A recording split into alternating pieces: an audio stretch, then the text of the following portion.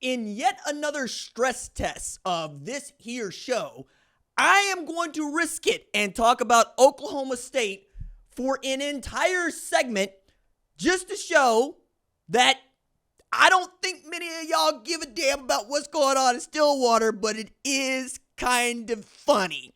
What's up, kinfolk? It's RJ Young. I am not on a step mill. If you're new to the #1 college football show, please hit that subscribe button, ring the bell, like this video so that you can tell the algorithm you want to see more of the #1 college football show, especially when we do reaction to games, to news.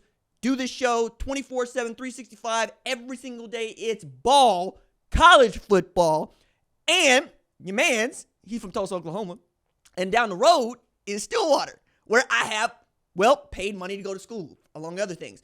So if you dig deep into this channel, you can find me handing out L's to Oklahoma State students who willingly took them from me, okay?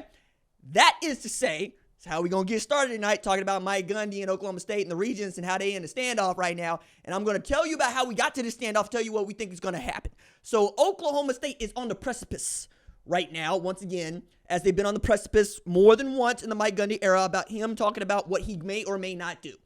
And this man has drugged them people through the mud, but also drugged them people to championships, right? Like, it wasn't that long ago they beat Notre Dame in the Fiesta Bowl, okay? Wasn't that long ago that felt like they had a chance to play for the national championship. Well, maybe it was that long ago. It's like 2011 for Sweden, the Blackman. But every other year, it feels like this team is going to be good. They lay an egg, and on years where we don't expect them to be anything like good, they're pretty damn awesome. Last year was an example of this. In the last year of OU and Texas playing Big 12 football, Oklahoma State decided to put on a show.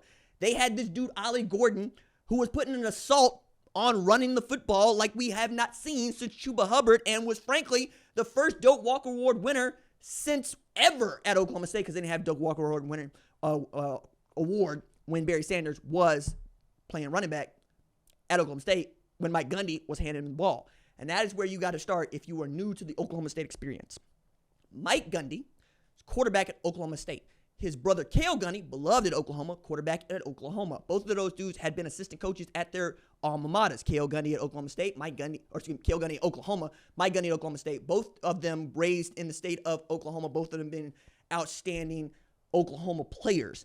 And both of them, they got their own way of doing things. Mike more so than Cale.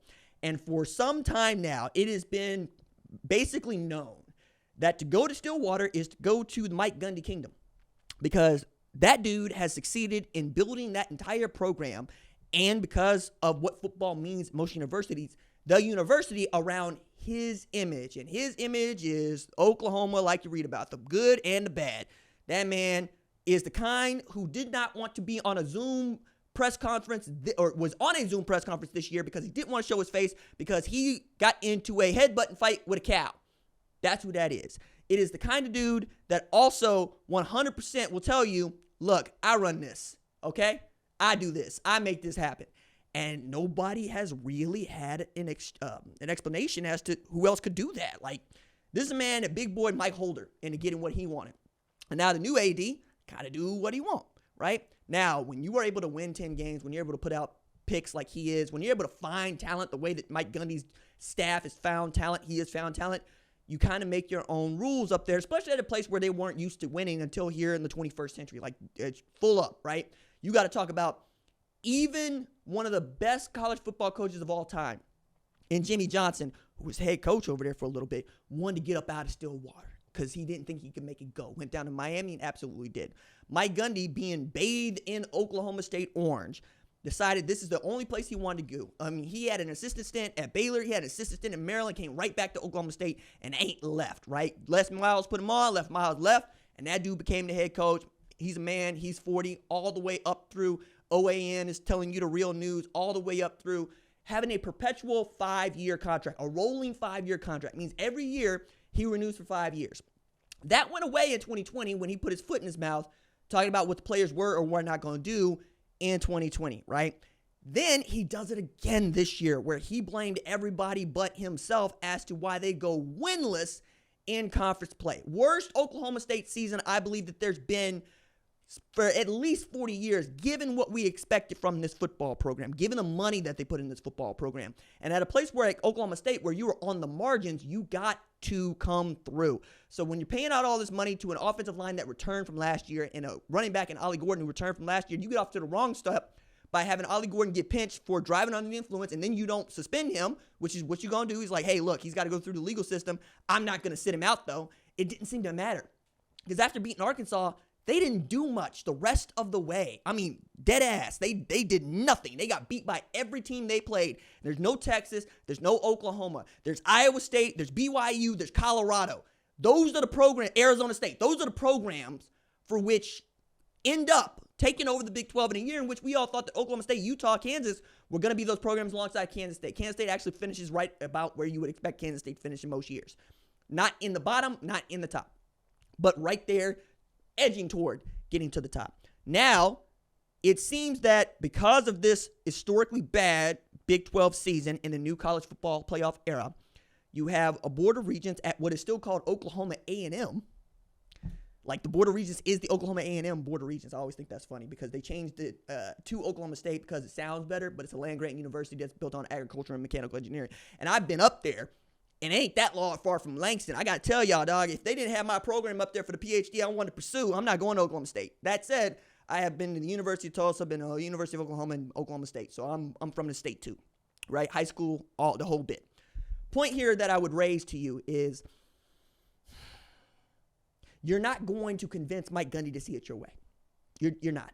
That's not happening. He's never going to do that. Matter of fact, you could say that his entire being is built on seeing it his way and believing that he's going to be right. I remember sitting in a press conference going into local media day as you got Spencer Sanders at quarterback and you feel pretty good. And this man is holding court. And at one point he even says, you know, it's stupid how much they pay us to do this.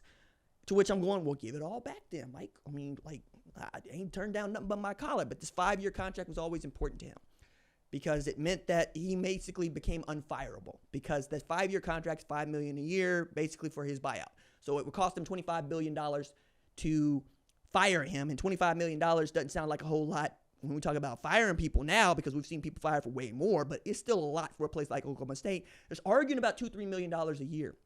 And in the age of name, image, and likeness and paying out a salary to your payroll to your players, that's got to be a drop in the bucket. And yet Oklahoma State's having to fight for this. They tried to put the QR code on the back of the helmets to try to get the collective on par with everybody else because it's really difficult to raise the money necessary to compete at the top of college football like Oklahoma State wants to, given the resources available to them. It's one of the other reasons why we don't talk that much about Oklahoma State here on this show or any other show.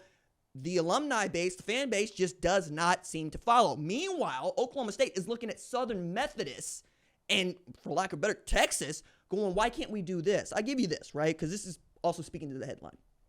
Southern Methodist turned this season and last season into the magic year that you thought it could be with realignment and the college football playoff extending. They are up 1,500% in ticket sales. And there was no hotter ticket among the new schools to the new conferences than the University of Texas and Southern Methodist football. That's saying quite a bit because the Hilltop ain't really been one that we've been paying attention to the last 30 years. Got to take it back to the Pony Express, Eric Dickerson and them. But Rhett Lashley putting together back-to-back 11-win seasons, looking to win the ACC after winning the AAC, and make that leap, get them into the playoff with a Dallas product at quarterback in Kevin Jennings. That's a license to print money, dog. I mean, Rhett from just up the street in Arkansas. You know, he built this staff out of a defensive coordinator from Liberty and an offensive coordinator, Casey Woods, that he was sitting down next to going, what am I missing about Kevin Jennings? They went and got that dude out of South Oak Cliff and turned him into a player. And they got a bunch of dudes on that roster that are going to become household names because of who they're playing with now. Brashard Smith didn't even play no running back before this year, but they had decimated at that position. Ulysses Bentley Ford went to Ole Miss. Kamara Wheaton got hurt. You had Jalen Knighton got hurt. You had to make it happen with somebody else, and they have. Their one loss is to BYU. That means that they're undefeated in ACC play, making the first team to make their first series season in a Power 4 get off to a better than a 2-0 start. And they did that. Like, did Texas do that? Did Oklahoma do that? No, dog. Like Oregon, they got off to that start. That's the kind of That's the kind of company that SMU is keeping. They're keeping pace with places like Oregon, which is what Oklahoma State expected in this year, where you're paying Ollie Gordon all this money, playing that offensive line to do all these things, and you end up having to fire the coordinator you went to go get in Brian Nardo. You went to go fire Casey Dunn, who had been a fixture at Oklahoma State and whose, daughter is dating Brennan Presley and had been for some while, right? Then you got to go get new offensive coordinator. You got to get new defensive coordinator. You're probably going to get no names because that's how Mike Gundy likes to do this, because the thing that Mike Gundy did not like to have was have dudes absolutely turning the corner on him. Dana Holgorsen was offensive coordinator at Oklahoma State. Never bought a house. He stayed at a hotel. Now that man offensive coordinator in Nebraska after having been head coach of West Virginia, head coach of Houston. But you get my point here. It's not a place that people have wanted to make home except him. And now you got Oklahoma State fans that have had it up to here with what Mike Gundy is doing or not doing, because they really ain't got that much to say about it. And in this day and age, where it feels like boosters and alumni who got a lot of money, throwing a lot of money at people, are going to start making some noise because that's their money you're talking about, dog.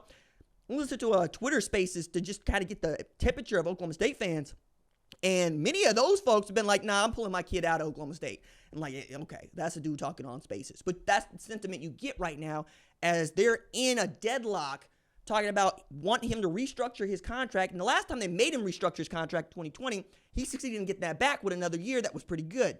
That's what you're banking on if you are in the Mike Gundy camp. He'll turn this around in short order because he's that dude. He's been able to turn Oklahoma State around in short order. And yeah, having Oklahoma and Texas not in this conference is going to make that, I think, a little bit easier. But everybody else is catching up. And the turnaround is becoming expected. When Indiana can go from winning 9 games in 3 years to 11-1, you got a problem. When Arizona State can go from 3-9 to 10-2, you got a problem. When Iowa State is winning 10 games for the first time in history of 133 years of playing football, you got a problem. And that begins with how much money you have. So if the budget ain't that long, you got to start taking it from somebody else. And that's how capitalism works, Mike. Mike knows this better than most because there's a group of coaches that own some local restaurants here. He is one of them. And this is a man who's smart enough to say things like, the stupidest thing that we ever did was invest in a restaurant that doesn't have a liquor license. That's where he is. His money coming from the football feels like funny money, right? Because it's big time up there. His kids is out. His kids is gone. It's just him and his wife and him coaching his football team. And we're getting to the point where it might be time to move on before they move you on. There's an opening in Central Florida. Maybe that's what you're looking at. But I'm looking at, again, Southern Methodist, who's got an alumni base of 150,000 people, and what they've been able to do because they got money. And they've always had money. It costs a lot of money to go to SMU, and SMU want to be good in football in the worst way. This is why we had the Pony Express. This is why they were paying people. They got tired of hearing A&M and Texas melt. And they say, cool, if all it means is that I got to take all this money that I've been dropping into this oil well to go get me a team so I can go up to work and not have to hear lip from this Aggie or from this Longhorn, that's what I'm going to do. Now, it's just impossible if you're an Oklahoma State fan to show your face because Oklahoma had a piss poor year by Oklahoma standards, and it's still the only D1 program in the entire state that's going bowling. Beat a number 7 Alabama at home.